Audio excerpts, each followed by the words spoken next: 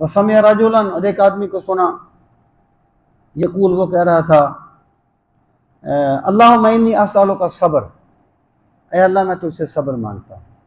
اور صبر کس پہ ہوتا ہے؟ مصیبت پہ۔ یعنی بندے پہ کوئی مصیبت آ جائے پھر تو بندہ اللہ سے صبر مانگے۔ اگر مصیبت ہے ہی نہیں، بندہ کہے یا اللہ مجھے صبر دے، تو مطلب کیا ہے؟ وہ پہلے مصیبت مانگتا ہے پھر مصیبت پر صبر مانگتا ہے، جبکہ اللہ سے خیر مانگنی چاہیے، مصیبت نہیں مانگنی چاہیے۔ یعنی بندہ کبھی بھی اللہ تعالیٰ سے مصیبت نہ مانگے۔ جب آپ نے اس کو یہ دعا مانگتے ہوئے سنا تو فقالا، آپ نے فرمایا، سألت اللہ البلا، تو اللہ سے مصیبت مانگ رہا ہے، تو اللہ سے بلا مانگ رہا ہے، آزمائش مانگ رہا ہے، مصیبت مانگ رہا ہے۔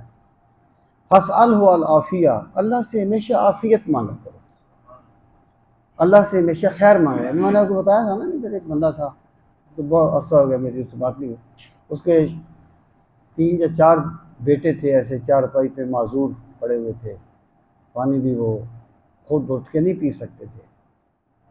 تو میرا ایک دوست وہاں اب بھی رہتا ہے، اس نے مجھے بتایا تھا، اس نے کہا یار، میں نے کہا یار یہ بڑی سخت آزمائش میں ہے، یعنی یہ بڑی مشکل ہوتا ہے کسی گھر میں کوئی ایسا مریض ہو کہ جو اٹھ کے واش روم نہ جا سکے، اس کو تو بڑا مشکل ہوتا ہے گھر والوں کو۔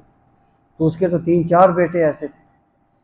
تو مجھے کہنے لگا یار یہ اللہ ہی جانتا ہے، لیکن میں اسے یہ جانتا ہوں کہ جب اس کی شادی ہوئی تو اس نے کہا یا اللہ مجھے بیٹی نہ دینا، مجھے بیٹے دینا بے شک معذور ہی کیوں نہ ہو۔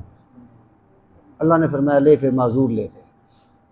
اللہ سے ایسا نہیں مانگنا چاہیے، اللہ سے عافیت مانگنی چاہیے، اللہ سے خیر مانگنی چاہیے۔ تو سرکار نے فرمایا تم اللہ سے عافیت مانگو۔